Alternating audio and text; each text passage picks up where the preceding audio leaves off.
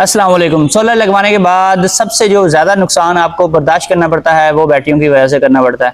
बहुत सारे लोग आजकल प्रेफर करते हैं कि बगैर बैटरी एक सोलर सिस्टम लगवाया जाए, लेकिन बहुत से लोगों का कंसर्न होता है कि रात के टाइम भी हमारा सिस्टम जो है वो चलना चाहिए और एज अ यूपीएस भी वो काम करे, तो इसके लिए बैटरियाँ वो लाजमी लगाते हैं। लेकिन बैटरियाँ लगाने के बाद वो चूँकि काफ़ी महंगी होती हैं, अगर आप 4 बैटरियाँ परचेज़ करते हैं तो 2-2.5 लाख आपका ईजीली लग जाता है। तो अगर आपका डबल बैटरी वाला सिस्टम भी है तो फिर भी आपका लाख सवा लाख तो कहीं नहीं गया।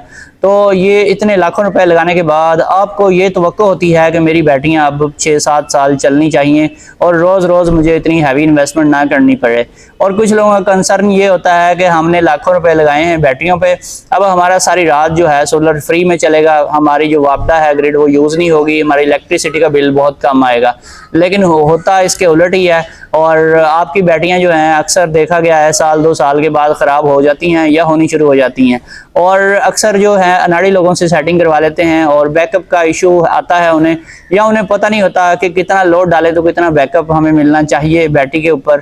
तो वो किसी से सेटिंग करवाते हैं, जब आप कहीं से भी किसी बंदे को ले आते हैं सेटिंग करने के लिए, तो उसको आप जब बोलेंगे कि ये सेटिंग ठीक कर दें, हमें बैटरी बैकअप नहीं मिल रहा, तो अक्सर लोगों को मैंने देखा है कि वो अनाड़ीपन से काम लेते हुए वो बगैर बैटरी की ग्रेविटी चेक किए, बगैर उसके स्टेटस को चेक किए और सिर्फ आपकी ज़ुबानी कलामी जो आपने बातें बताई कि हमें इतने घंटे बैकअप मिलता है, इतना लोड डाला है, और उसके ऊपर ही वो सेटिंग कर देते हैं। यहीं से आपकी बैटरियों का खाना ख़राब होना शुरू हो जाता है। तो हमेशा जब भी आपने सेटिंग करनी है या पैरामीटर्स के साथ कोई छेड़छाड़ करनी है तो आपने सबसे पहले उसकी ग्रेविटी चेक करनी है। अगर आपने लेड एसिड बैटरियां यूज़ की हैं तो ग्रेविटी चेक किए बगैर आपने सेटिंग कभी नहीं करवानी। ग्रेविटी चेक करने का मकसद ये होता है कि आपको पता होना चाहिए मेरी बैटरियों की कंडीशन क्या है, वो ख़राब हो रही हैं, सही हैं, कम है ग्रेविटी उनकी, या उनका कोई डेड सेल हो रहा है या सल्फेटेड हो रही हैं। तो ये सारी चीज़ों का इल्म होने के बाद ही आप सेटिंग करवाएं। तो सेटिंग जब भी करवानी है किसी बंदे से तो ये सारी चीज़ें देखने के बाद करवाएं। अदरवाइज होता क्या है, नॉर्मली ये होता है कि आप जब किसी बंदे को बुलाते हैं कि हमें बैकअप नहीं मिल रहा, वो ग्रेविटी चेक किए बगैर ही उसमें जल्दी जल्दी कोई पैरामीटर्स लगा देता है जिससे ओवर चार्जिंग स्टार्ट हो जाती है। ओवर चार्जिंग करवाने से अब ये नहीं आपको पता होता कि उसने कितनी ओवर चार्जिंग करवाई है। जितनी ज़्यादा ओवर चार्जिंग करवाएंगे उतनी ज़्यादा जल्दी आपकी बैटरियाँ डेड होंगी।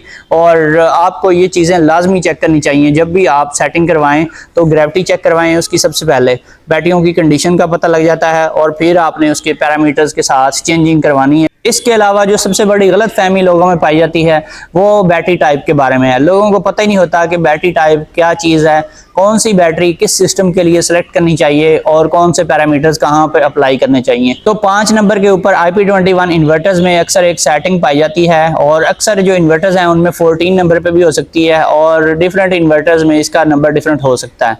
तो IP21 में जो ये बैटरी टाइप्स दी गई होती हैं इसके मुताबिक अगर आपको पैरामीटर्स वगैरह की समझ नहीं आ रही तो सिंपली आप वहाँ से कुछ चीज़ें सिलेक्ट कर सकते हैं। यानी कि अगर आपने नॉर्मल लेड एसिड बैटरी ली हुई है जो कि कार की स्टार्टिंग के लिए या ट्रैक्टर वगैरह में लगाने के लिए यूज़ होती है, वो नॉर्मल बैटरी अगर आपने ली हुई है तो आप इसमें AGN को सिलेक्ट कर लें। जब आप AGN को सिलेक्ट करेंगे तो आपके पैरामीटर्स बिल्कुल नॉर्मल बैटरी वाले लग जाएंगे, यानी उसमें जो बल्क चार्जिंग वोल्टेज हैं, जो फ्लोट चार्जिंग वोल्टेज हैं और बैटरी का जो डिस्चार्ज पॉइंट है वो तो सबका सेम ही होता है। और इसके अलावा जो इक्वलाइजेशन है, ये चीज़ें इसके साथ अटैच होती हैं। तो जब भी आपने बैटरी टाइप को चेंज करना है ये चीज़ें चेंज हो सकती हैं। और AGN सेलेक्ट करेंगे तो आपकी नॉर्मल बैटरी के लिहाज से पैरामीटर्स इन्वर्टर खुद ब खुद सेट कर लेगा। और इसके अलावा अगर आपने ट्यूबुलर बैटरी के पैरामीटर सेट करने हैं तो जस्ट आप वहाँ से FLD सेलेक्ट कर लेंगे। FLD सेलेक्ट करेंगे तो आपको जो 26, 27, 29, 30 नंबर की जो सेटिंग्स वगैरह होती हैं इनके साथ आपको कुछ भी नहीं करना पड़ेगा, वो खुद ब खुद आपका इन्वर्टर सेट कर लेगा। और अक्सर मैंने देखा है कि कुछ लोग क्या करते हैं, वो कहते हैं जी हमारी जो बल्क चार्जिंग है वो कम ज़्यादा नहीं हो रही, हम उसमें फीड करते हैं डाटा वो सेव नहीं होता, और हम इसमें इक्वलाइजेशन कुछ लोग कहते हैं हम करवाते हैं लेकिन इक्वलाइजेशन अनेबल नहीं होती। तो हम कैसे इक्वलाइजेशन अनेबल करवाएं, हमारा इन्वर्टर जो है वो तो डाटा को सेव ही नहीं करता, हम सेटिंग करने के बाद दोबारा चेक करते हैं वो फिर से डिसेबल हुई पड़ी होती है। तो इसकी रीज़न ये है कि जब आपने अपनी मर्जी करनी है तो आपने बैटरी टाइप में USE को सिलेक्ट कर लेना है। USE का मतलब बनता है यूज़र कस्टम डिफाइन सेटिंग।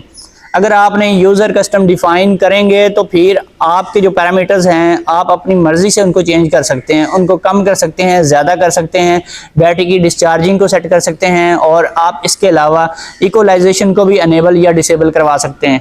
अगर आप AGN या FLD रखते हैं तो आपका इन्वर्टर इक्वलाइजेशन को अनेबल नहीं करेगा। इसके अलावा एक और बैटरी टाइप भी पाई जाती है जो कि लिथियम बैटरी के लिए होती है। अक्सर बैटरी टाइप ऑप्शन में जाएं तो वहां पे LIT लिखा हुआ आ जाता है, वो सिलेक्ट करेंगे तो लिथियम बैटरी के जो पैरामीटर्स हैं वही आपके सेट हो जाएंगे, आपको मजीद चेंजिंग नहीं करनी पड़ेगी। और अगर किसी इन्वर्टर में BMS की सहूलत मौजूद नहीं है तो वहां पर आप सिर्फ यहां से LIT को सिलेक्ट करके उसकी सेटिंग कर सकते हैं। इसके अलावा अगर आपका सारा कुछ ठीक है, सेटिंग वगैरह सारी ठीक रखी हुई है, लेकिन फिर भी आपका इन्वर्टर बैटरियों को चार्ज नहीं करवा रहा, तो फिर आपने लाजमन बैटरी की ग्रेविटी चेक करवानी है। सबसे पहले बैटरी की ग्रेविटी चेक करें, अगर खुद कर सकते हैं तो अच्छी बात है, क्योंकि 500 का एक मिल जाता है ग्रेविटी चेक करने वाला, जिसे हाइड्रोमीटर भी कहा जाता है, वो लेकर आप अपनी बैटरियों की खुद ग्रेविटी टेस्ट कर सकते हैं।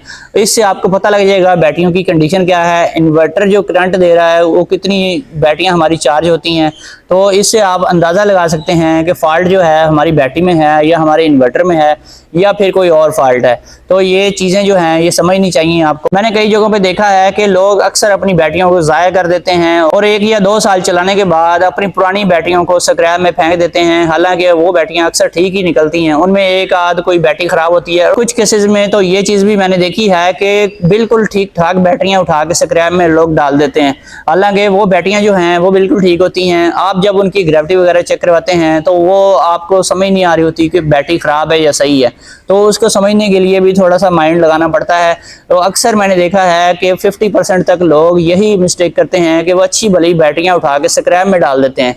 तो अक्सर ये बैटरियां ठीक होती हैं, ख़ास तौर पे जो लोग ट्यूबलर बैटरी यूज़ करते हैं वो इतनी जल्दी ख़राब नहीं होती, इसलिए उनको स्क्रैप में देने से पहले आप उनकी ग्रेविटी अच्छे तरीके से चेक करवाएं, उसको समझें।